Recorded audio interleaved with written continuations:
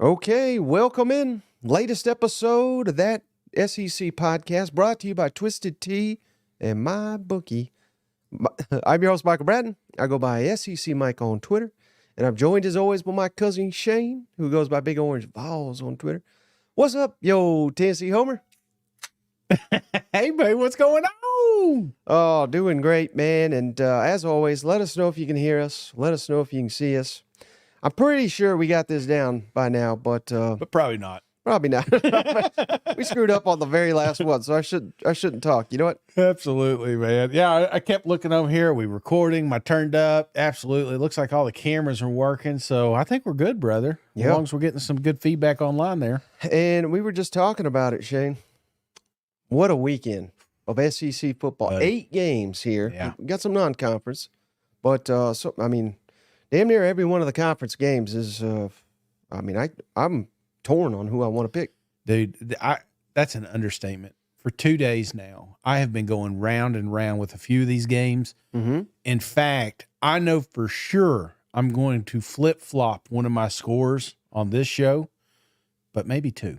Just depends on how I feel. Ooh. Because I think, like you said, we're heading into not just pivotal matchups in the SEC championship. That's what's still in the headlines. But I think there are some games that truly are coin tosses here, and you could argue a victory either way. So I'm pumped up, man, because I don't think you could walk away. You cannot leave your TV. You can't. You know what I'm saying? It's going to, as soon as you leave, you're going to miss something, I believe, in one of these games. I'm going to be wishing I had one of those couches that's a toilet. Yeah. You know what I mean? Like, we might need something like that. I haven't quite got the lazy boy with the beer, the fridge, you know. I'm not that bad yet. I was looking at lazy boys because, you know, why wouldn't I? I'm fat as fuck. So I'm over at the furniture store and we're walking through this place. And now they got these little things where you can plug your phones up. Oh, you know, it's just docking station. Yep. They even got the one you can hit the button and it can lift you up off the chair. You know, I'm not, like I said, I'm not quite there yet, Mike, but you're going to definitely need one of those comfortable seats Saturday because it is nonstop action from noon till midnight, brother. How about this comment from Gas? New comment. I'm not recognize this commenter. What's up, my 2 fabulous favorite cousins? Cousin Shane trying to fade his own picks. That is very true, man. I'm telling you, man. And it is almost stressful. I had to like step away from it a couple times, you know, because I'm going through. Again, we've talked on earlier shows. I go through scenarios like, what do I think how this game's going to play out? And most of the times I'm wrong, of course. But you know, lately I've been on a heater, and so there's a little pressure to that, man. You know, I'm going from the Grim Reaper to the Midas Touch. You know what I'm saying? And then if I screw up on one, then it's all out. Then nobody, you know, they're back to Shane sucks at picks again. So a lot of pressure here. I've went around trying to find my lock, and I think I've got a good landing zone here, but I am not confident at all. Yeah, and usually I try to fade yours as well, and I flip them, I change them, but you're on such a heater. I'm hoping and praying we got the same one this week. You know what? Yeah, absolutely. Again, bad gambler, good gambler. So we'll see how that plays out, brother. All right. So hey, before we get into the picks, Shay, we got some great games to get into here. Prize Picks. Head on over to prizepicks.com. Daily fantasy sports. It's not just college football, but obviously that's all we care about here. NFL, basketball, Major League Baseball. They got you all the sports covered at Prize Picks, and with the promo code SEC, just those 3 simple letters, they'll match your initial deposit up to $100. So you can have $200 to daily fantasy sports over at prizepicks.com. Are you, buddy, ready for my Prize Picks? Absolutely. I love when you do these because it kind of tips your hat a little bit where you're going. So let's see if I can figure it out. Well, I kind of dueled one up because I didn't want to give that one away. Okay. You're going to like this one, I think. KJ Jefferson. Yeah. 2 weeks to prepare, scale down the offense, going up against a Florida team that's a little heartbreak. We'll get to it. They've suffered some injuries this week on the defensive side of the ball. KJ, over 29.5 rushing yards at Florida. And obviously what's critical to this prediction, Shane, he can't be taking a bunch of sacks. Yeah. If he's taking a bunch of sacks, Not going to get there. Yeah. But even if he only takes 1 or 2 sacks, I mean, that's better than 6 or 7 like they have given up. He's such a weapon with his legs. I think he can get to 30 rushing yards on the game. Thoughts on that one? I like that one because something else we're expecting a lot in this game is a lot of rollouts. And, if it ain't there, nobody can tuck it and roll it just as well. I don't want to say anybody because there's a lot of mobile quarterbacks out there. Yeah. But, again, this is a guy that typically falls forward. So I like those. All right, how about this one, Shane? Cody Schrader. Second in the SEC in rushing. Mizzou, outstanding running back. Under 63.5 rushing yards at Georgia. I don't think they're going to let this man run wild in Athens. Under, technically, 64 rushing yards for Cody Schrader. Thoughts on that one?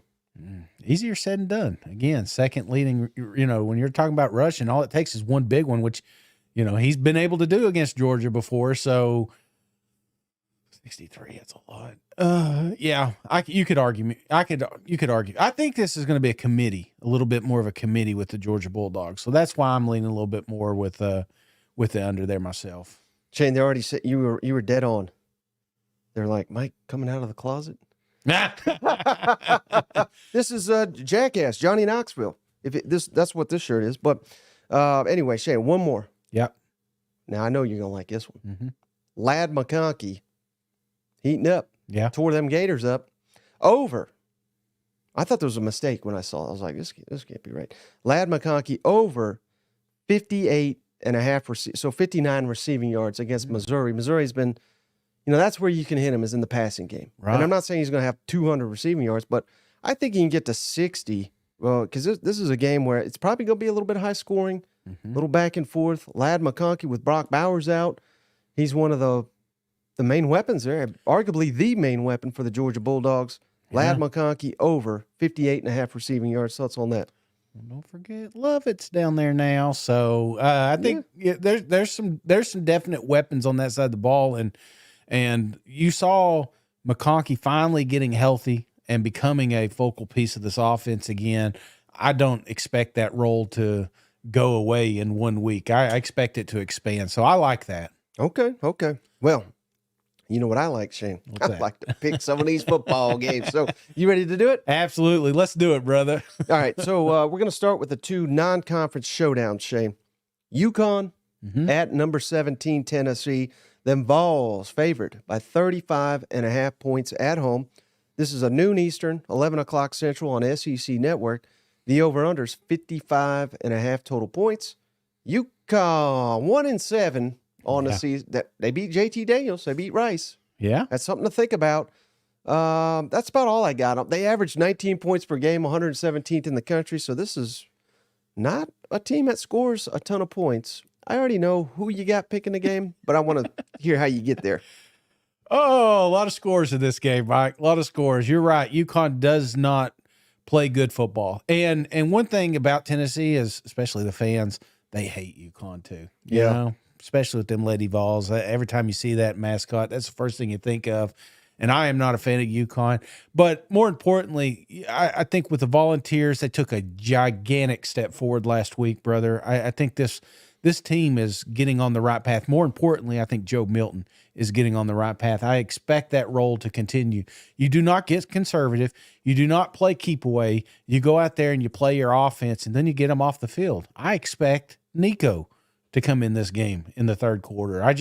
It feels like that's what we're going to see with the Tennessee Vols. This game, not close at all. In fact, don't be surprised if you look up in the first quarter and it's 28-0.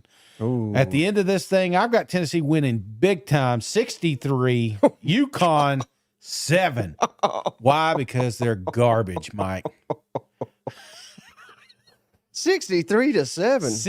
63-7. And again, they're honoring the Lady Vols here. Yeah. I mean, forget what you say. These coaches talk, okay? And again, it may make this game a little bit more important for Heupel because it's more important for some of his coworkers. And you know, that relationship, it helps. When Tennessee's winning, it helps other sports. So, I think this is not even close, and it's a good opportunity to get some of these younger players out there, because Tennessee's been a little banged up themselves, and it wouldn't hurt to have, quote unquote, a little bye week here. Right. And I think you just said the key thing there, Shane. Not calling this a bye, because you don't want to. Right. You treat it like that. That's how upsets happen. Right. So now in the second half, I think it is. And I'm hoping and praying we finally see Nico. I mean, let him play the entire second half if it were up to me with the starting offense, because we need to see what this kid can do. So I'm not quite as confident as you that they're going to score that many. They certainly could. And Heupel in Tennessee, they like to jump on people. So, yeah, I mean, I would be disappointed, Shane, if it's not at least 21-0 at the end of the first quarter. So this is going to be an easy win. But I went with UConn in the cover. 48, Tennessee 48, UConn 16. It's a weird score, but I had to figure out a way to not get it 36 points here. So, backdoor cover, maybe the third string's in there. We got to rest up because we got Mizzou and Tennessee, or Mizzou and Georgia coming up. So you don't want to have your starters out here too long. That's why I kind of like the 35.5 for UConn. Yeah, and I do think that we have a strong run here with Joe. I'm not saying bench him and see what Nico has. I think to continue that momentum, you got to keep going at 100 miles an hour and keep working on that art, because the chemistry was starting to come together a little bit last week, and I just don't want to see it to go to wayside because you played keep away, or conservative. Yep. All right, how about one final non-conference showdown here, Shane? Jacksonville State, they are the Gamecocks. Couple Gamecocks here, Shane, at South Carolina. Gamecocks, the good ones, favored by 16.5 points at home. Noon Eastern, 11 o'clock Central on ESPNU. Over under 55.5. And the fact that this is on ESPNU makes me think they think it's going to be a little bit better game than most people. Jacksonville State, ESPNU. Something's cooking there, Shane. Juice Wells, unlikely to play. I'd love to see him get back on the field for the Gamecocks. Xavier Legette, though, I think he is going to play. So little good news, bad news for the Gamecocks. How about this, though, Shane? This is troubling. I like to do these offensive and defensive scoring efficiencies. Yeah. South Carolina, 14th, dead last in the SEC in offensive scoring efficiency, 13th in defensive scoring efficiency. So you literally one spot away from being worst in both areas. And how about this defensive stop rate? This is a new stat that I've been referencing. How many times your defense gives up any kind of points? Jacksonville State, Shane, number 18 in the country. So their defense is a little bit better than I thought. You take a ballpark guess where South Carolina is on defensive stop rate in the country? 80. 127. Shit. So, again, vastly different schedules. Yeah. South Carolina's played one hell of a schedule. So that factors into all that. But I'm trying to set you up here, Shane. So tell me, who you got in the battle of the Gamecocks? Mike, I don't care how many numbers and stats you're going to throw at me, brother. I had this one locked up. I wish I could put this as my lock of the week, but that just feels cheap. You know what I'm saying? It doesn't. Wait, I'm sorry. Real quick. Yeah. I really hate to interrupt you, Shane. No, you're used to it. But we got a fantastic comment from Nima. They were talking about the Tennessee game. Yeah. Cousin Shane could play halfback for the Vols, and they're putting up 35 in this one. Sorry. That was too good not to share, right? Oh, my God. They're going to be like, keep feeding him the rock, man. You are right. You're right. Well, and that's worth a stop, Mike. A joke like that, I appreciate that one. Thank you, cuz. Brother, when we're looking at this game, I had this one figured out from the get-go. South Carolina, have they had a rough go of things? Absolutely. If they lose, think about it. Mississippi State was the last win these guys had, and it was right there in Columbia. This fan base needs it. These players need it.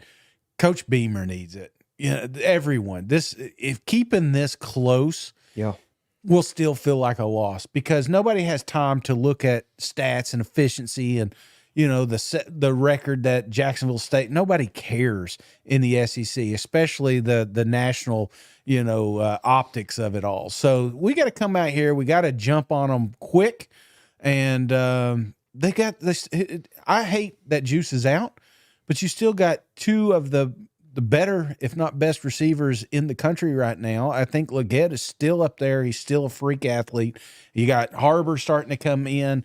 You've got Trey. I mean, these guys got weapons. Little Dirty Bird Anderson, that's going to catch on one day. But I expect a lot of offense. Obviously, we know what we're going to get with South Carolina's defense, which is not too much. Right. So just do enough, and they will. And I like the over here, or the spread here. Let's see. I got my score wrote down. South Carolina 35, Jacksonville State claws back in and gets 17. Ooh. Yeah, I think this is a good win, and I think it's a clean death. You know what I'm saying? I don't think it's one of those. My first reaction was kind of like, hey, this thing kind of lingers around. South Carolina's a little hungover. I don't think that's what's going to happen here. I think these boys know, and they're ready to get another victory. So I'm trying to do the math in my head. So you like South Carolina to cover, right? To cover, yeah. Yeah, I thought so. So, yeah, I like a lot of what you had to say. I think South Carolina's an easy team to kick while they're down. Yeah. Beamer doesn't necessarily have, we like Beamer, but he makes it hard sometimes. But I just pulled up the schedule here, Shane. And you're right. It's been a long damn time since they won a game. What is this? What is the spread? I have it at 16.5 favorite Gamecocks. Shit, I had it down wrong. You know what? South Carolina just got another score. Give me South Carolina 42, Jacksonville State 17. Not even close. But what I'll say is, I mean, you look at who they lost to. Yeah. The last couple. Well, hell, everyone really. And I realize North Carolina's kind of falling apart. But at Georgia, no, I mean, good luck. At Tennessee, Yep. That was a revenge game. Florida at home, that's the one you probably should have got. But at Mizzou, one loss. I mean, top 12 in the country. Right. And at A&M, and I realize A&M, not the greatest, but as Lane Kiffin says, the greatest 5-3 ever assembled. I mean, that is, I think 80% of teams, Power 5 teams, probably have the same damn record as South Carolina right now. Yeah. You know what I mean? So that's kind of factoring into my decision. You should see the comments, Shane. Oh, Shane Beamer, he's going to leave in a body bag. What's he going to break after this one? Yada, yada, yada. Get the hell out of there with all that, Shane. This is a game. They still got their bowl hopes alive. Yeah. And every game's a home game from here on out, Shane. And they're all winnable. And it starts on Saturday. Just like you said, a big win. I don't have it quite as big as you, but I do like the Gamecocks. And I like the Gamecocks to cover, Shane. 38-17 over Jacksonville State. Battle of the Cocks. I think Spencer Rattler has a huge day. Mario Anderson, you're right. The little dirty bird. He's going to go wild. And I think 17 points, that's an improvement for South Carolina's defense. Yes, the numbers are awful. Yeah. But again, who have they played? Top quarterbacks, top teams. Incredibly difficult road environments. Most teams face that schedule. You're going to have similar statistics as well, especially with all the injuries they've had. So this is a circle of the wagons type game. And if this is even competitive, I'm freaking out because I don't think it will be. Yeah. Well, I think again, we're both in the same boat here. South Carolina this should not be a game at all. And but then part of you is like, well, it could be. I mean, it could be, absolutely. And I just don't want that scare. South Carolina needs a win so bad. Yeah. This fan base needs it too. Just get back on the right path. Like you said, there's still a little shot to make a bowl game. And you cannot, coming out, beating this team after everything you've been through, I think is again, a step in the right direction. Yep. All right. Oh, shit. Forgot about the sound effects. All right. Yeah. We'll get to it. We'll get to it in a second. But how about this one, Shane? Big SEC matchup here. Oop. Wrong one here. There's a live video here. Kentucky at Mississippi State, Shane. Night game, 7:30 Eastern, 6:30 Central on the SEC Network. Over under 45.5 points. The all-time series, I couldn't believe it, Shane. It's tied, 25 apiece. The home team, though, has won the last 7 in this series. So obviously Kentucky won last season 22-17 in Lexington. Sounds like Will Rogers, unlikely to play. Woody Marks, their outstanding running back. I believe he's 10th in the SEC in rushing. I think he will play. So a little good news, bad news for Mississippi State. Kentucky desperately needs a win here in this ball game. Who do you like in the matchup? And this is another tough one. How does Kentucky react from last week's emotional loss? That's a tough one, man. It was a huge rivalry, and there was multiple players I would imagine felt like they had that one, had it, just one more shot, one more drive, and they would have put that in the end zone and beat the Tennessee Vols, but they weren't able to do so. So how do they bounce back? Because I think they took a giant step forward last week, mainly on that offensive side of the ball. I mean, Leary looked the part. Yeah, for the first time. Absolutely. Ray didn't get his opportunities, but Tennessee sold out. Can Mississippi State do the exact same thing? I don't think so, man. I mean, if you look at what Mississippi State's done the last couple of weeks, they got 20 points in the last 2 games. Right. That really sets the bar, and I don't think Kentucky's going to be held less than that. So This one has an opportunity to be ugly, and you think the seat's hot now under Arnett. I think losing big to the Wildcats would just ramp that talk up, man. Yeah. The hot seat talk. And I love Mississippi State. I have nothing against them. I think they got one of the greatest fan bases out there. They got an awesome home field advantage, but I just don't think that's going to be enough to help them win this game. Kentucky's they're going to run away with it. So I'm not going to beat around the bush. I don't know why I'm taking this long. Give me Kentucky 28, Mississippi State 10. Figured. Yeah, there we go. Come on now. Look at you, brother. 28-10, you said? 28-10. God, that'd be a tough one. Like I said, home team wins the last 7. Fans expect you. Fans expect you to win, Shane. But, all these fans, Shane. And we're just as guilty. We can't call fans out, but dying to see Mike Wright. Mm-hmm. His offense just didn't look the same without Will Rogers. He didn't. Now it looks awful with it's like, oh, God, maybe we're just awful. You know what I mean? Yeah. And I think, sadly, it is. And, I don't think, in fairness, I don't think it's all on Zach Arnett. I really don't. But this is what you get when, we tried to tell him all off season, Shane. This was like 13th most returning production in the SEC. Yeah. First time head coach, first time offensive coordinator at the Power 5 level, defensive coordinators, never called plays. What in the hell did you think was going to happen? And we all know the tragedy, but that understates, just what a legend Mike Leach was. Yeah. And he's, they need to change the damn rules of the college football playoff or Hall of Fame. Because he's like 1 game short or something. Yeah, stupid. that's so dumb. So they're going to change it for him. Because if they don't, the whole damn thing's irrelevant, in my opinion. So he's replacing a Hall of Famer, and we're seeing it. We're seeing evidence of that. Because this damn program's falling apart without him.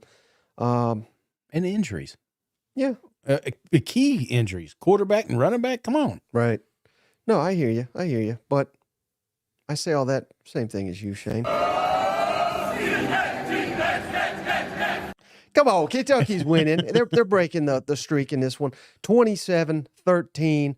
I got a little bit more faith in. I think they get a field goal compared to you. You got it at 10. So, but the fact we're sitting here saying a 2-touchdown game against a SEC team that's what have they lost 3 in a row? Yeah, in 3 key games. The wheels could fall off here if Kentucky don't win this game. Right, and that's a big reason why I think they get it. Is there a shot? Is there a shot for Mississippi State here? Because you and I have multiple score lead here. Mm-hmm. I'm just, what's the spread on this thing? 4.5. So, Vegas thinks it's a lot closer than we do. Are we not giving, is that us not giving Mississippi State enough credit, or is that maybe giving too much to Kentucky here coming off a tough loss? It's probably giving Kentucky too much credit. Like I said, a lot of people are going to look at this and say they faced 3 tough teams. Yeah. And they weren't all lopsided. Tennessee was back and forth, but the other 2 were lopsided. They got Alabama coming up. This is, like I said, this is a loss away. And then after that, at South Carolina, at Louisville. Yeah. If they don't beat State, they're not winning another game. I'll call it right now. Yeah. I don't think they are. So this is a must win. If Mark Stoops is the coach they think he is, they have to win this game. And it can't. I don't even think it can be close because Mississippi State is that bad. Okay. All right, man. All right, how about next on the docket here, Shane? Arkansas at Florida. Mm-hmm. Big matchup here. Noon Eastern on ESPN2, 11 o'clock Central. The Gators favored by 5.5 points. The over-under's 50.5 points. Florida leads the all-time series 10-2. And these two last played during the COVID year, Shane, 63-35. Mm-hmm. This was, I don't know if you remember this, but Pittman had COVID. He had to stay home, and Barry Odom was the coach. Mm-hmm. That was a weird year. But a couple of injury updates that could be big for this one, Shane. Shamar Turner, Florida's outstanding linebacker, led the team in tackles, second on the team in tackles for loss. Unfortunately, out for the season. He was the one that got hurt in the pregame against Georgia. That was awful. Arkansas running back Rocket Sanders, latest is he's practicing, and they're hopeful he can play. That would be huge. He's one of their top 2 players, I would say, and probably one of their third best players, Shane. Defensive back Dwight McGlothern, questionable. He's had a concussion, and it sounds like he's getting close. He could play, but there's some kind of off-the-field issues too, apparently. So they're going to need him. If those two play, I think Arkansas's got a real shot to pull the upset. Who do you like in this one? This is one. This is one of those I was telling you about, Mike. I've gone round and around here. In fact, this is my first flip score of the game. So maybe. I don't know. I'm still trying to figure this one out. That's how uncertain I am about this game, because what we saw last week from the Florida Gators, I was a little disappointed. And I think a lot of people were. We thought, well, maybe not you because you locked them in, but I really thought that Florida was closer to the pack than they really were. And it's a little bit of a roller coaster. It's like Billy Ball sometimes works, sometimes doesn't. And that's where we scratch our head. And such a game like that, such a letdown, you would think there's a natural hangover here because, here we have the black jerseys. We're going to be coming out. It was supposed to be an event. And now it's like, well, we've already promised them, throw them on. So let's get them out there. It's going to be it's a noon kickoff, right? So there's a real shot here that it's a slow start for the Florida Gators. But I can't say all that and then not acknowledge that Arkansas is rolling in with a 6-loss streak here, I mean, you talk about emotional losses. Well, Arkansas has had plenty of those, but they've also had a couple of weeks to get their minds right. Nobody is expecting Arkansas to do anything anymore the rest of the season. A lot of folks outside of Arkansas ain't even paying attention to these guys, including Florida fans. And I think that's a mistake because Arkansas does have talent. And I keep saying it, and I'm going to beat this drum until clearly I'm wrong, But I think this is the week. 2 weeks to prepare for this. I've been telling you all week, Mike, that they need to just go out there, forget the analytics, forget what people are saying about you. Just come together. You got ballers on that squad. Just come out here and play some football, man. And I really think that's what we get this week. I really think that this is going to come down to the wire. And I know what you're saying. Well, every time it comes down the wire, who loses? Arkansas. And that's why I had Arkansas losing this game. But I'm flipping it. I'm flipping it right here. Give me Arkansas 28, Florida Gators 24. Woo pig. That wasn't me, but 28-24? Absolutely. In fact, if you look at my sheet here, I have Arkansas 24, Florida 28. But I don't know, man. There's just something in the air about this game. And I feel like that not forget the injuries you just mentioned, but it's not a big game for Florida anymore, as it should be, because they're still fighting for bowl. But they were thinking about potentially running for the East. And then all of a sudden, now they're going to be fighting for their lives to get to a bowl game, especially if they lose to Arkansas. Let me ask you this, Shane. Yeah. If it plays out like you said, we get a win next week, and I think obviously 28 points you said, that would prove, I think, that we're moving in the right direction on the offensive side after firing the offensive coordinator, right? Next week, Auburn at home. The following week, FIU at home. And then Mizzou at home. if they win at Florida, Arkansas, do they make a bowl, which would mean they win out? Because here's the real question. Yeah, I don't know. I mean, what's the tougher game, at Florida or Yeah. Mizzou at home? After Mizzou's played Georgia, Tennessee, and Florida, I mean, they could get pretty beat up here the next couple weeks. Could be, but then they could be on a heater too. Yeah. And that's the last team you want to play. So I'm thinking this is your shot. If Florida would have kept that game close last week, or even surprised the nation and won, then I wouldn't even be thinking twice about this game. But I just think there's a little bit of a letdown here, and maybe again, I keep buying stock in Arkansas, and it's bit me in the ass several times. So there's probably a lot of people listening like, yeah, this guy's an idiot. All the commenters, Shane, they're saying at Florida's a tougher game than even Mizzou. Well, this week, who would you play? You know what I'm saying? Like this week, who do you want, Florida or Mizzou? Give me Florida. Yeah, no, I hear you. I'm right there with you. And Florida has won a lot of games that I didn't think.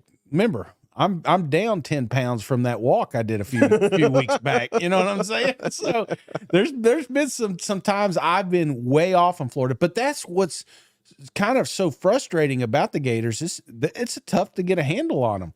As soon as you feel like they're good, then all of a sudden the offensive line forgets how to block, or right, something like that, or they forget how to run the ball. It's crazy to me. Well, and I just think that, Shane, if they can get life into this offense, because it's clear they're not as bad as they showed. I mean, clearly, you could sit here and say, well, my God, they only scored 3 against Mississippi State. Well, they also scored, let me pull it up here. I mean, on LSU, they scored 31. On A&M, they got a hell of a defense, right. 22. Ole Miss, who statistically has got one of the better, 20. Alabama, probably them and Georgia, the best defense, 21. And these are all on the road. Yeah. So, I mean, they can score. I don't know what in the hell happened to Mississippi State, but I think it's pretty evident the fact that they fired the damn offensive coordinator. Players were not bought in to Dan Enos. Sam Pittman's smart enough to know that. Made the change. If we can get a spark here, I think you're absolutely right. I think this is one hell of a ball game. And one thing to monitor, Shane, I always love the red zone touchdowns. Yeah. That's one of the biggest keys to victory these days, because everybody's moving the ball up and down. It's designed now to move the ball. But how do you do in the red zone? That's going to be paramount in this game, Shane. Florida has got the number 2 scoring touchdown red zone offense in the SEC. Arkansas's got the number 2 defense in stopping red zone touchdowns. So that'll be critical. Can Florida cash in on those red zone opportunities? They win. If they don't, if Arkansas's defense holds them, I think Arkansas wins this game. This is neck and neck, Shane. Honda Morristown. Oh, jeez. Arkansas, 27. Florida, 28.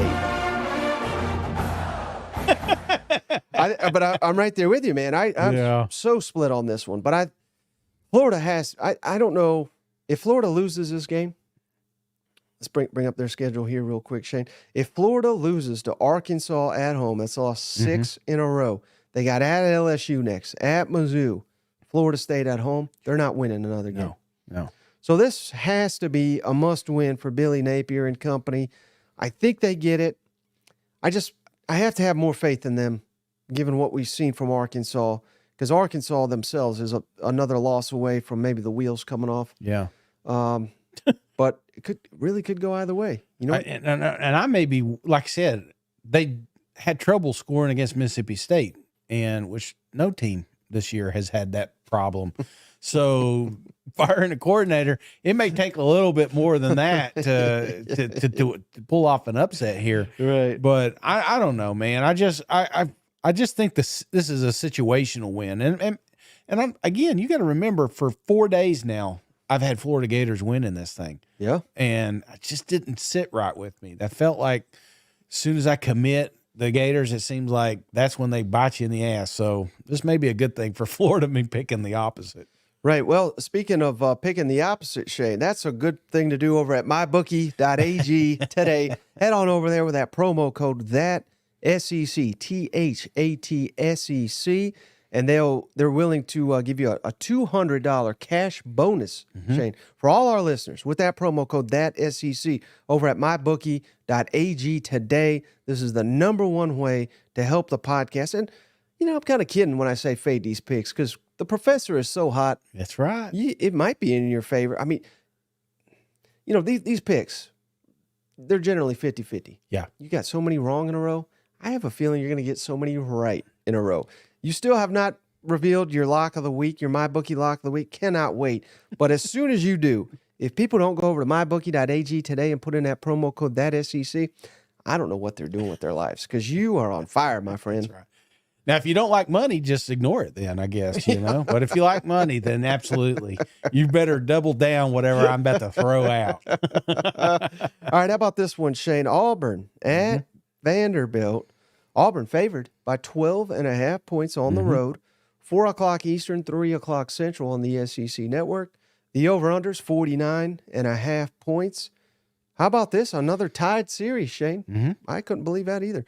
All-time series tied at 21 apiece. They have not played since 2016, though, and Auburn won 23-16. Who do you like in the bowl? Close game. Yeah, you wouldn't think these two would be tied, but Wow. oh, man. Well, somebody's got to break that streak, brother, And are you going back and forth? Is this the week that Vanderbilt somehow figures it out? Nope. I mean, I could drag this one out, guys. What I've seen the last couple of weeks, I've been very disappointed with Vanderbilt. Again, my expectations weren't that high, but I did feel like this was a year that we potentially make a bowl. Yeah. I thought this was a year that we knock off maybe a couple SEC teams like we did last season, especially with all that returning talent. And again, there's a lot of injuries. Of course, all teams have that, quarterback being one of them, but buddy, this is an ugly looking program right now.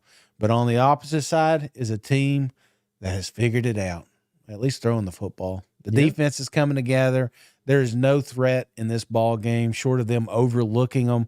Don't be surprised if Vanderbilt comes out and scores first and then doesn't score the rest of the game. That feels like one of those kind of games there.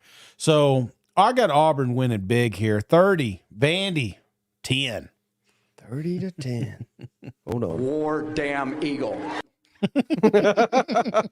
Yeah, 30-10. I like that. I like that score a lot, Shane, because you're right.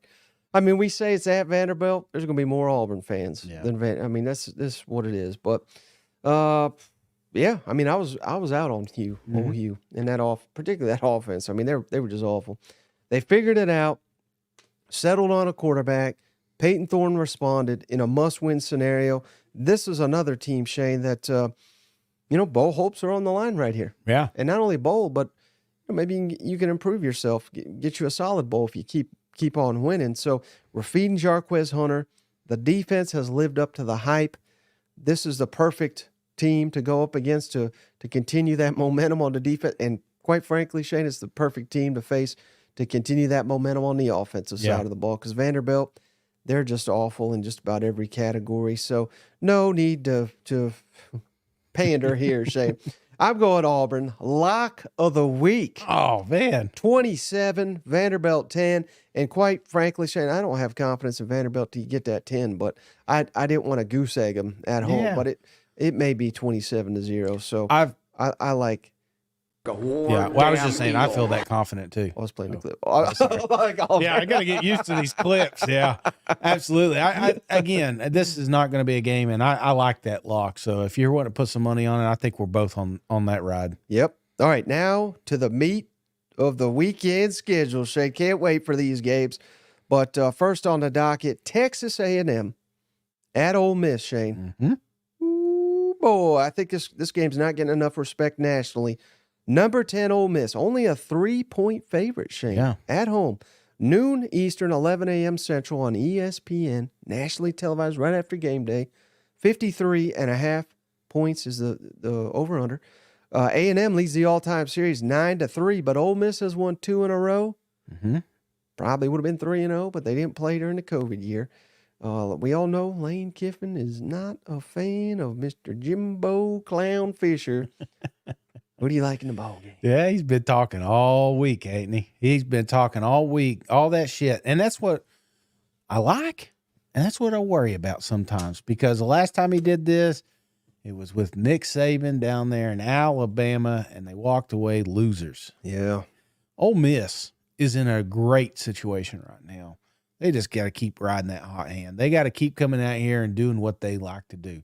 They are hitting on all areas. Wide receivers are killing it. Running backs are killing it.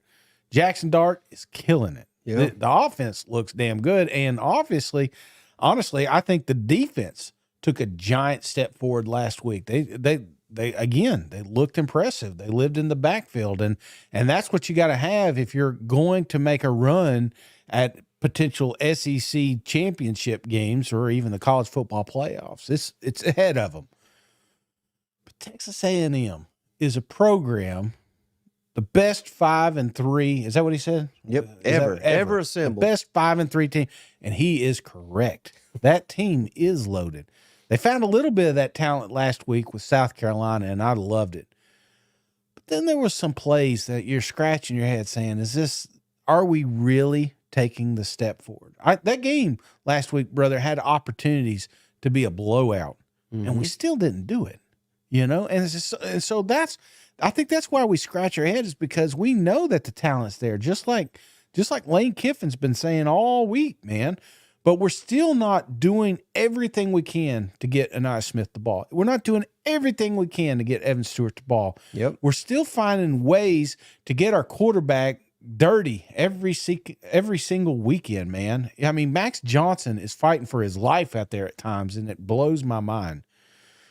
But there's something about this game, man. I've been going around. This is another one, and I think I'm going to switch the score again. I had Ole Miss winning this game. But I think I'm going to flip it here, because I think Lane's been setting us up. In case he does lose this game, you can say, I've been telling you all week that these boys are good, and now you're wondering why they beat us. So, Ole Miss, I hate to say it, but you're talking about Georgia, and you should be worried about the damn team that's in your backyard right now. Texas A&M pulls off a giant upset. They give Jimbo Fisher an extension. Everyone is crying. They're so happy in the streets. A&M 31, Ole Miss 21. And I know what you're saying.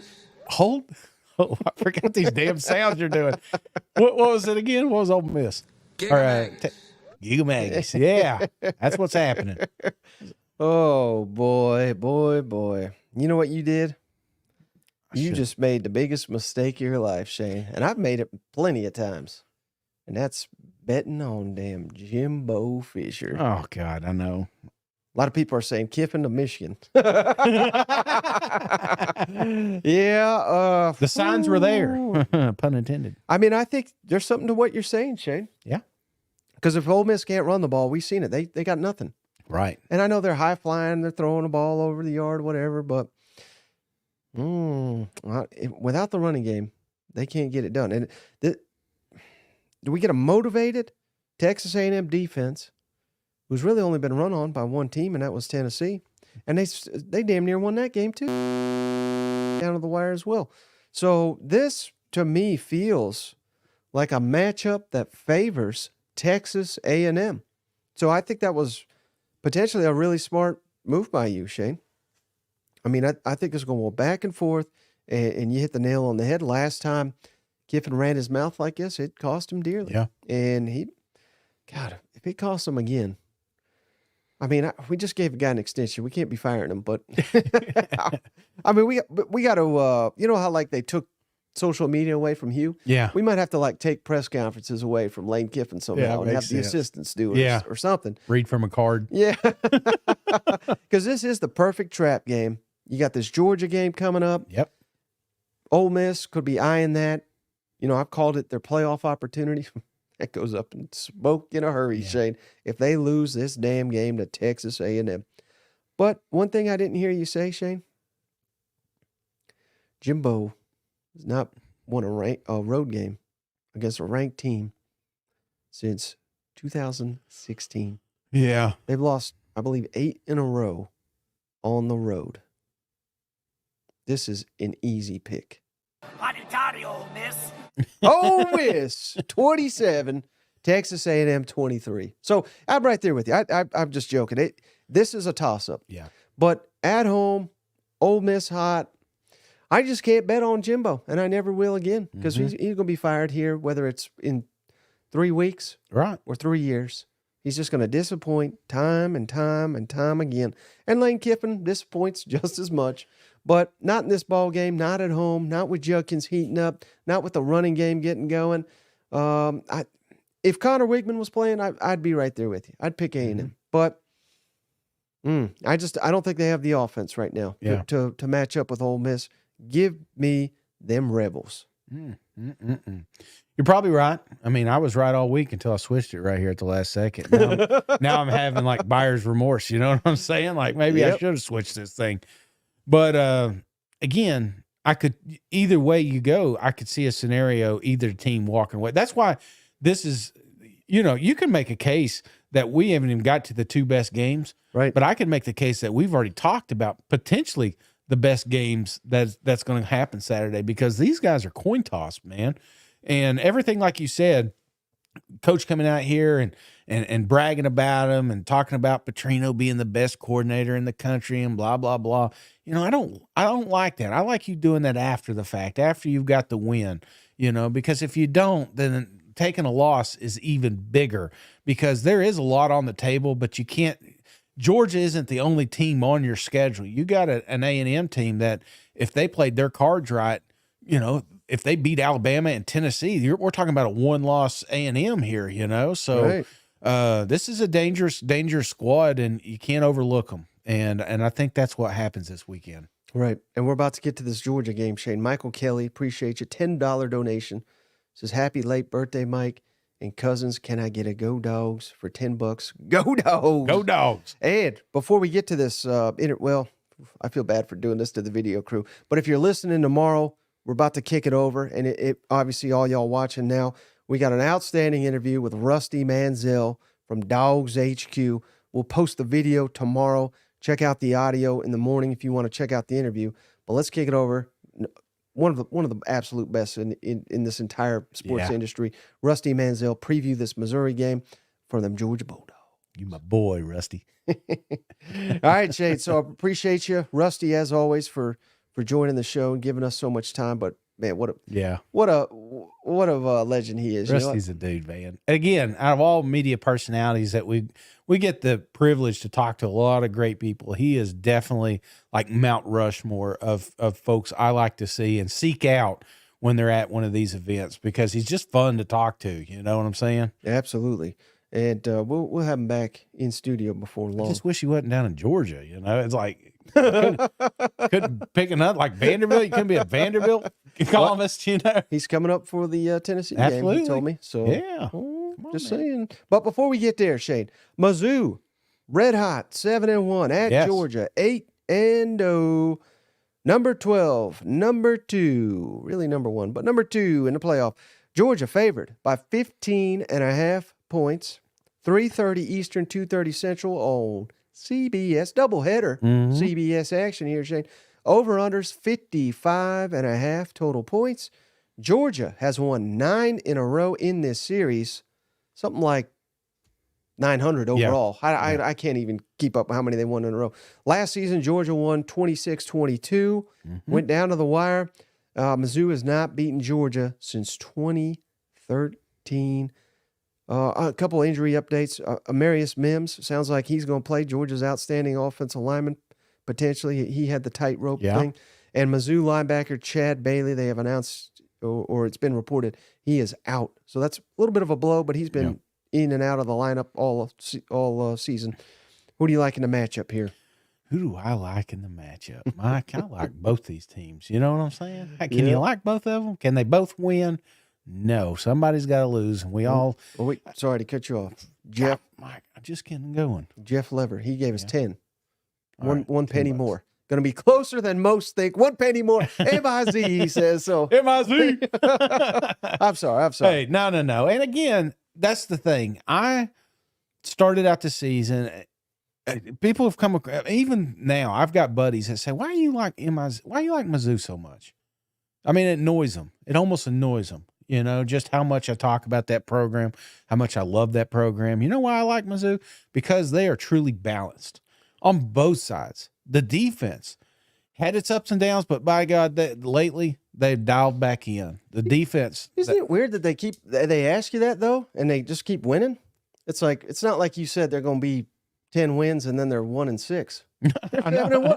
Why the hell you keep questioning it? Yeah, I'm all in, and what I love about it is just, it's not just one guy. Everybody wants to point to Luther, but it's a team all in. And that's what I love about them, because there are not a lot of weaknesses on this squad. Yeah. And I like the progression too. I mean, you could argue that this team is miles ahead of where they were at the start of the season. Georgia started out slow, but you look at what they've done the last couple of weeks, brother. They've been also on fire, and it's tough to predict any win against them right now. And I thought, well, after that Vandy game, if Brock's not in there, Florida has a shot. Ooh, whoops. Yep. Miscounted that one, brother, because Georgia Bulldogs took offense to that. And Kirby, I know he's going to find momentum or motivation in all aspects. Even if it's Dan Mullen, he's going to get some them boys fired up. Yeah. And he's going to get the best out of the Georgia Bulldogs. Why? Because he is one of the best coaches, if not the best coach in the SEC. Shit, in the country. Who are we talking about, man? I mean, he's top shelf. But you got Drink over there making an argument for best, SEC coach of the year. Yeah. Doing more with less, as your boy said yesterday on the podcast. I think that's what's happening with Mizzou. I think Mizzou's playing better than they should. And going into this matchup, I think it's a travesty that Vegas only thinks that it's a 15-point win. You know why? Because Georgia's going to beat them by more. Oh, no. I told you last week, Mike, and I told Mizzou fans at the start of this season that you guys were going to lose 2 games. All right? And if you lose LSU, you lose to the Georgia Bulldogs, that's your 2 losses. You're walking away with a season of 10-2. Are you really that upset? A little, because you saw a shot. You saw a glimmer of hope that you could squeeze into the SEC championship. But I'm back on them Georgia Bulldogs bandwagon, brother, and I don't see them slowing down. I see them on track for 3-time national champs. I'm locking this one down, brother. Give me the Georgia Bulldogs 35, Mizzou 14. Hold on.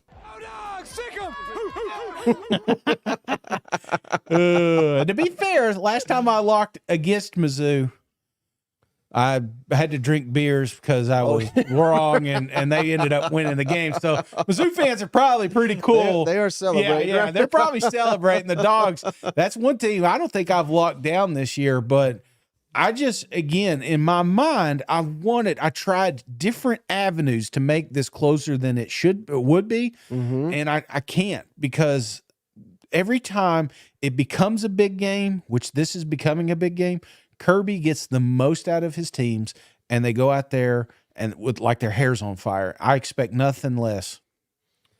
Yeah, I'm trying to post your little Grim Reaper here. Yeah. But they are asking, Shane, how many beers will you be consuming when Mizzou wins this football game? Oh, shit. Remember you did that last time. Have you Can we do something unhealthy? Like, or, I mean, beer's not healthy, but like. How about this? I mean, I don't even know if I can get you to do this, Shane. But I don't want to walk. It's not walking. Okay. You're saying didn't you just say something healthy? Yeah. Because I know you hate like broccoli. I hate all. Yeah. Eat pieces of broccoli for every point they win. Like that's true torture to Cousin Shane, is to do something like that. Eat something healthy. Eat a pound of broccoli during the next podcast. Yeah. Let's do that. It's a win-win. Shane gets healthy. If you don't throw up. I'm throwing your Grim Reaper walking. Yeah. If they do, I'll do something healthy. I'll do like a pound of broccoli during the Sunday show. Let's do that. I could cook broccoli to where I think No. I think you will like I it. want to do it raw. Oh no, yeah. not raw. Yeah, I mean, I just asked to it, crunching the whole time. Everybody's like, "What the hell's Shane eating over there?" Broccoli. No, that would no. Well, it ain't going to happen. That's what I'm saying. I got you. I'm 2-0. I'm about to go 3-0 here. Michael Kelly gave us $20 because he wanted to up that Mizzou. So go Dogs again there. And then Nima said, "If you cut Shane off one more time, I swear, no to God. Buffalo Trace." I'm about to put my Dahmer glasses on. Oh, what a game this is going to be, though, Shane. You hear the ambulance? They're listening. They're watching the live pod. You hear it in the background? I'm tired of your shit, Mike. I can't believe your shit after all this fence riding on Mizzou, and now you're backing off it for them Dogs, Shane. I think people are getting caught up. This is what people do, Shane. They get caught up and, oh, wow, they beat the hell out of the Florida Gators. Yeah. Well, I knew that was coming. That was my lock of the week. Mm-hmm. I was impressed. That's not the right word because it is impressive, but it's not like I didn't expect that. Right. So I'm not over the moon that you beat a team that I thought you were going to beat. Now, I'll be over the moon if you whoop Missouri's ass like that. Different, it's going to be not easier. That's the wrong word, but you're at home. Yeah. These fans are elite, just like Rusty said. When it used to be, when this crowd wanted to get elite, it would. Now it's just elite all the time. Right. Because they taste those titles. They want more of them. Oh, man, now the Georgia fans, they're like, Professor is on a roll. It's going to keep it going. But I just think, Shane, I think, this whole season, Shane, is Mizzou got something to prove. Yeah. That's what they say. We got something to prove. And I think they got something to prove on Saturday, Shane. I really do. And I'm sick of it. I'm sick of all these people bashing Mizzou. And hell, I don't know if you notice this, Shane, but even when I go on Feinbaum, he sets me up to bash Mizzou, and I won't do it because they're good. Yeah. And I'm all in, just like I'm not to your level, but I'm close. And I'm a true Mizzou man. I am not picking a blowout, brother. I think this game could go down to the wire. Uh-huh. I think it's a hell of a game. The problem is, Georgia's elite. Yeah. And they got a better roster, short of Alabama, than anybody. Yeah. Maybe A&M, best 5-3 all time. But, I think it's a 4-quarter game. I think Georgia wears them down at the end. So I like Georgia to win 35-24. Mm-hmm. But I really think it's a final score that gets them even that close. So one of my favorites is Mizzou and the spread. Right. I think this is a 28-24 type ball game till the very end. And the Dogs are elite, no doubt. I will not be stunned at all if Missouri wins this game. Right. So I think you're dead wrong with that locking. I think Mizzou's going to give them everything they can handle. I hope they do. Again, I want the havoc. You hear that? He was cutting me off again. Swear to God. One more time. If we weren't live, I'd whoop that ass. But I'm telling you, Mike, I want Mizzou to win. I really do. I want them to. It's not fun. It's not fun when there's just one team just beating the shit out of everybody. Right. We said it for a decade about Alabama. Why am I going to back off that unless it's Tennessee Vols, then, that's okay. But the Georgia Bulldogs just constantly going undefeated is not fun. It's like the old Patriots, you know what I'm saying? It's just you want every Saturday to be a good game. And what's crazy about this Georgia team is there's been some good games at the start of the season. In fact, if you were Mizzou, you wish you had them week 2. You know what I'm saying? Because I really think that would have been a ball game. But Georgia's kind of turned into a different chapter, and mainly on the defense side of the ball. So to think that Cook and these guys are just going to have, wide open field, it's not going to happen. I think Luther is the ultimate X factor in this game, but they're going to have 2-3 people on him all day long, and you've seen – like the LSU matchup, he can be removed from a game plan, and if that happens, it's going to take one of these other guys stepping up. Mm-hmm. And do you have enough confidence in one of those guys to take over the game? I don't in this matchup. If it were at home, but it's not. It's Georgia. It's a tough place to win. Oh yeah, Nima Shane says, if I cut you off again, you're starting your own podcast. I thought that was pretty good. But yeah, I mean, I get what you're saying. Do you? Georgia's good enough to Do you understand what I'm saying? Georgia's Do good you enough. understand what I'm saying? Because I'm interrupting you, and you see what it's like now. Yeah. Okay, go ahead. Georgia's good enough to kind of bracket Luther. Yeah. And then have, even if they dedicate 2 guys to him, and the other 9, not to shut down Mizzou, but to hold their own. Right. And I screwed up this week, Shane, on the pod. I even said, I thought, for some reason, I don't know why I had this in my head, I thought if Georgia lost, they still controlled their destiny in the East. Mhm. If Mizzou wins, they control their destiny. Yeah. And they can win the SEC East. And that's kind of when I decided Georgia's going to win this game. Yeah. Because they ain't going to lose if, they're out of the East. They're out of the SEC championship. Now, Mizzou could fall down the line, but they're not going to seize control of that. Mm-hmm. I think they would have to melt down. Carson Beck would have to have like 3 picks or something like that. And he's getting better and better. Right. And like Rusty said, I mean, great point. Sorry for people on the live show that haven't heard it yet. But you got to remember, he's not played meaningful football in 3 years. Mm-hmm. And I think sometimes you forget that. And now that we're over halfway through, you see, he's getting those reps back. He's getting those live throws in, and he's just getting better and better and better. And if they win this game, just like you say, if they win it big, it's time to give Carson Beck some love for the Heisman Trophy, because he may just damn well win it. Because everybody thought when Brock Bowers went down, they said, "Oh God, they're in trouble." And that is one thing. They didn't even need Brock Bowers last week, and they may not need him this week either because they're so damn good. You know what? Yeah. But I don't know. I just think Mizzou is better, not you, but than most people are giving them credit for. So Right. I think they really can, because they're trying to win this damn East too. Yeah. Georgia's not going to just take it from them, or I think this is a 4-quarter game. I really do.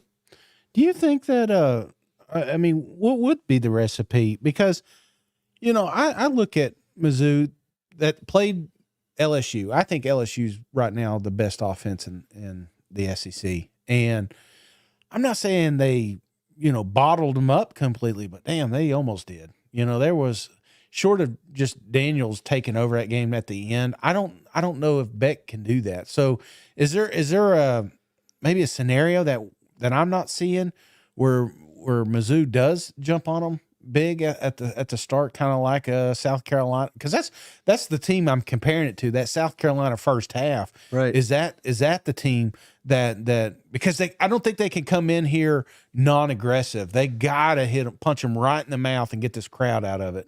Right. And explosive plays. Yeah. That'll be paramount. That's what Mizzou has added this year that they didn't have in years past. They're chucking it deep, and these great receivers are coming up with it. And Shane, you know how I love these damn red zone stats. How about this, Shane? Yeah. Georgia, dead last in the SEC in touchdowns allowed in the red zone. They're 125th in the country in touchdowns allowed in the red zone. Now, in fairness, they're top 10 in fewest opportunities, so Yeah. it's not like people are roasting them or anything. Right. But when they're getting down there, they're scoring touchdowns. So if Missouri can do that, that's what it takes to beat these elite. That's how Tennessee beat Alabama last year. Yeah, you have to convert when you get those opportunities. Capitalize on those opportunities. Don't make mistakes. And I think I just touted Carson Beck for the Heisman, so I'm talking out of both sides of my mouth here. But we've not seen him really win a big-time shootout. Yeah. Now, he's come from behind on the road against Auburn. That was very impressive. But that was the Brock Bowers show. And they just couldn't stop him because Right. he's such a freak. Now, can he do that against Mizzou? I think he can. But can he win what if it's a 48-45 back and forth, kind of like old Aaron Murray games? Yeah. Where you knew if Aaron Murray had the ball, he's going to win you the Right. damn game. Can Carson Beck do that? I'm not saying he can't, but we've not seen it. Right. So I think that is the recipe for Mizzou to pull off this big upset. Now, we got one more, Shane. Big time matchup. At night. CBS doubleheader. Number 14, LSU at number 8, Alabama. Crimson Tide favored by 3.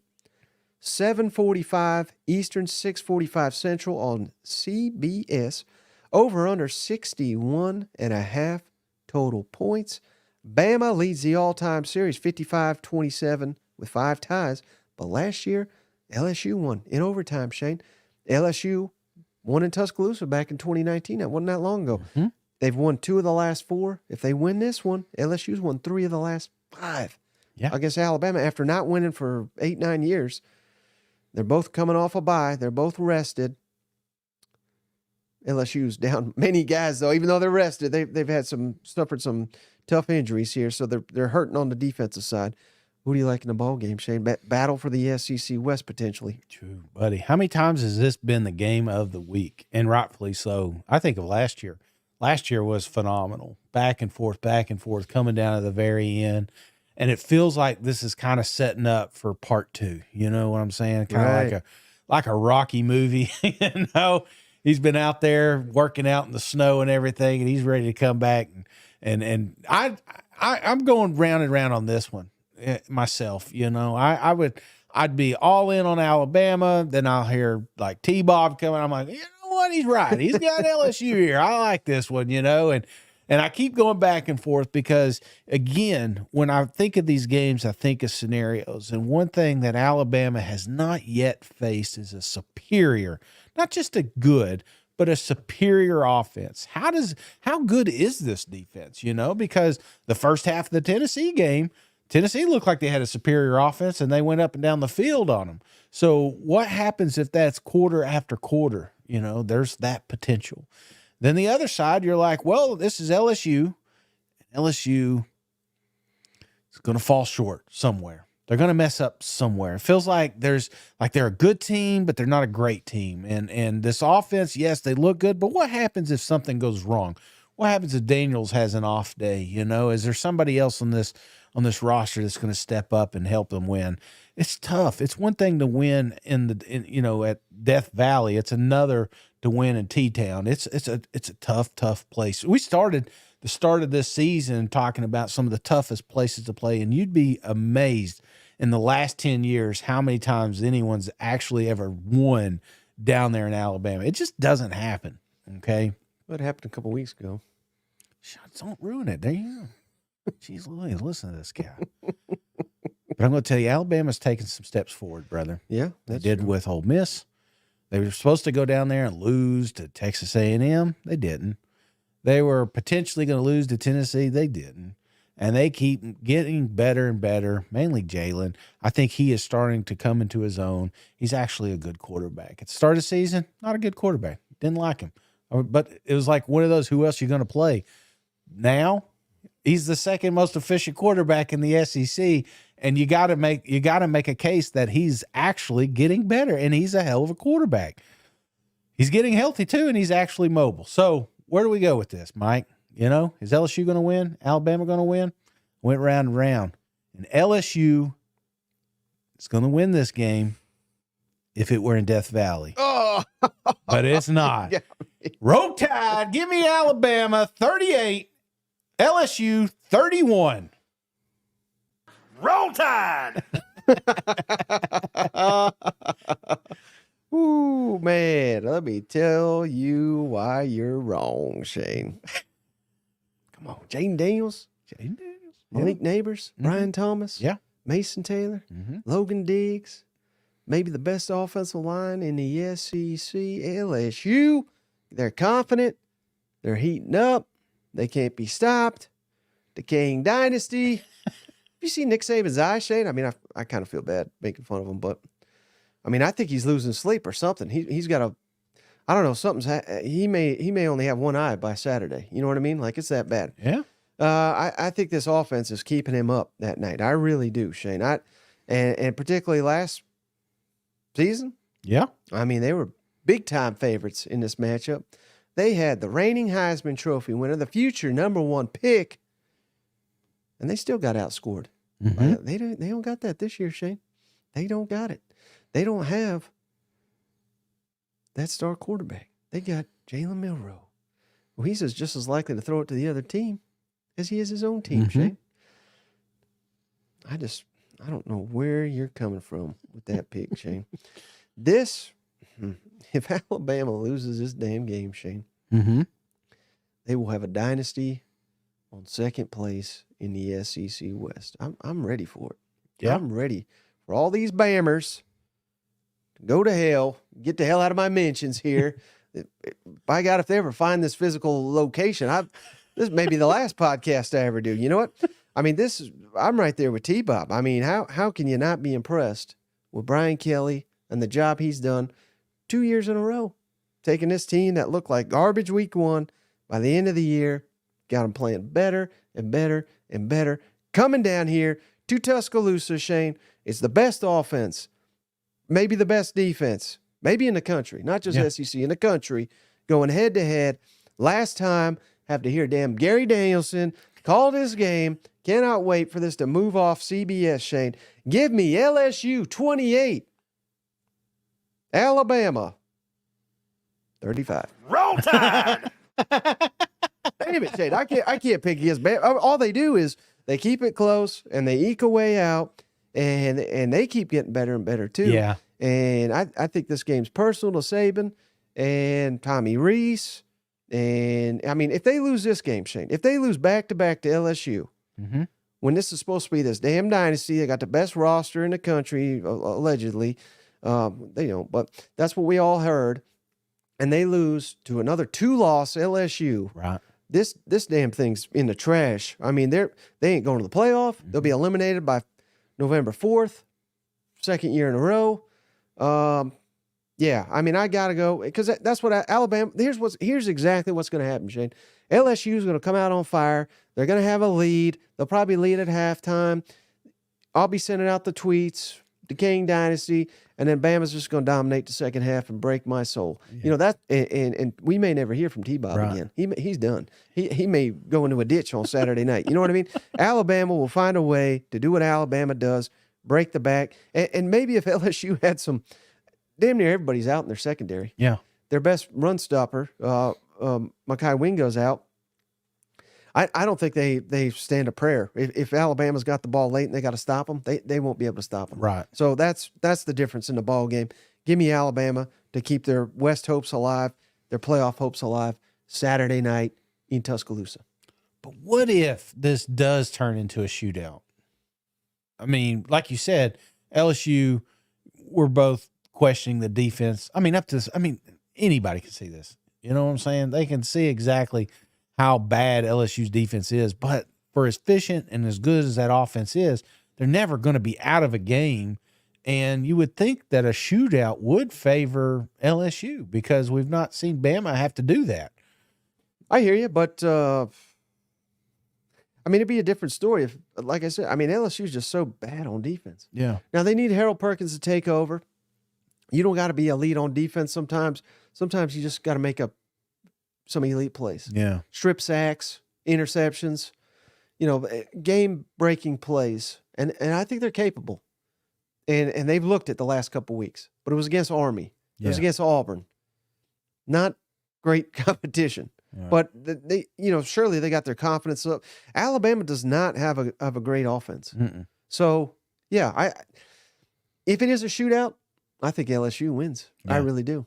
But I wonder how motivated Bama's defense, particularly Saban and Kevin Steele, who may or may not even be calling the plays anymore at this point in time, but they're going to be motivated, I think, to prove something against this offense. This is what they do, Shane. Every time they face one of these offenses that's alleged, except Josh Heupel, last year. But when they face one of these elite offenses, they usually suffocate them and kind of show them what really matters. Defense wins championships, but an offense can win you a game. So, yeah, I see what you're saying. I think LSU can steal one. I just don't have confidence. If we wouldn't have seen Alabama steal a couple games, I'm right there with you. I would pick LSU to win this game, but Alabama's just going to squeak. LSU will probably kick a field goal as time expires, and it'll hit like the cross. It'll hit the upright, and they'll miss it, and they'll lose, and just devastating fashion. Oh, my gosh. You're back on the bandwagon. I knew it. You've been hanging around Feinbaum too much. Let's suck you back in. I'm trying to get that invite to the lake house with Saban and Miss Terry. You know what? That's what I'm eyeing for. Oh, my gosh. Well, we're probably wrong, all of these picks. I've never been – this is the least confident I've been on any of the weekends. And I'm terrible at picks now. So you can only imagine what happens this weekend. I don't think any fan base should be upset that we picked them or picked against them, because I just think that's what this is set up for. It's just a crazy weekend, man. Yeah, and we've been dying, Shane, to see some upsets, waiting for it. Emergency podcast. There's been no need to do it. No. Maybe this is the weekend. Maybe this is the weekend with so much action. I can't wait for it. So what would be a storyline? Let's say emergency podcast. Obviously, LSU beating Bama. Yeah. I don't know if that's an emergency. It depends in what fashion. If it's a blowout, I'd get behind that. I got several on the docket here. Okay, let's hear them. South Carolina lose to Jackson State. Well, yeah. Emergency right there. Because Beamer, they ain't going to fire him, but you're going to start hearing that. Yeah. You know, like, God, this guy's in over his head. Mizzou beating Georgia. Arkansas beating Florida. I think that's an emergency. Really? Because it's a freak out. Because it's one side, now we got hope. Maybe we're buying back in. The other side, what in the hell are we doing here with Billy Ball? You know, that's an emergency. You nailed it. Mizzou beats Georgia. That's the biggest emergency of all. Mm-hmm. And I think it's, realistic. Yeah. I may even do one if A&M beats Ole Miss. Because, my God. Yeah. And it may just be me 30 minutes laughing at Lane Kiffin. You know what I mean? Like, that would be, that to me, I think it's going to be a great game. But I have no faith in Jimbo to win a big game, especially on the road. And yeah, of course, LSU, well, we'll just do live power rankings, but I'll call it the King Dynasty. Yeah. You know what I mean? Like, damn near every one of these games, Shane, has got emergency podcast potential. I say obviously big upset. I'm looking at the scores here. A&M over Ole Miss is a big one, which I predicted. But Florida and Arkansas, I don't know if you can get emergency podcast short of somebody getting fired after that game. South Carolina obviously losing, that would be a big one. Mizzou winning. Mississippi State maybe a fire after that one. I mean, if Kentucky just steamrolls them, and then or if Kentucky gets their ass whooped. Well, yeah, maybe we're going to start here. Yeah. But it's 4.5. It just depends on the nature of the game and what happens after. I just don't think if Kentucky wins by 6, you're going to have an emergency, or Mississippi State wins by 6, you wouldn't want to have an emergency podcast over that. Fire Mark Stoops. You just want to have an emergency podcast. It We're getting the end of the season. You just want to fit it in, How about this comment from B-Man Turbo, Shane? If Missouri convincingly beats Georgia, emergency broccoli cooking show. Absolutely. God, I hate broccoli. Exactly. So if I was power ranking shitty vegetables, it'd be up there. Peas is number 1 for me. I don't I can't stand peas. In fact, it would be a no-go just because I hate them that bad. Wow. But peas, broccoli, then mushrooms. That order. I feel you on that. Yeah. Okay. Mushrooms are. You know what I hate about mushrooms? What's that? Is they trick you. Like you get a pizza, and you're like, oh, this pizza's good, and then all of a sudden you're like, it's a mushroom. Or you're at hibachi and you're like, oh, I got one piece of chicken left. It's a mushroom. It's like, I get the flavor side of it. Something's happened to you in your past to where you're like, whew. Yeah, maybe it's the texture. I don't like the squishiness of it. And then peas are just garbage. Like a mushroom broke your heart or something somehow or some way. Peas were probably like God put them here, and he was like, you're not supposed to eat those. He's like, that's what I'm imagining. Like, people eat those. That's for the animals. Anima says your doctor's rooting for Mizzou. Oh gosh, it may save my life. Exactly. Mizzou may save my life. All right, brother. Anything else before we hop off the line? No. Storyline? Any quick storyline, real quick?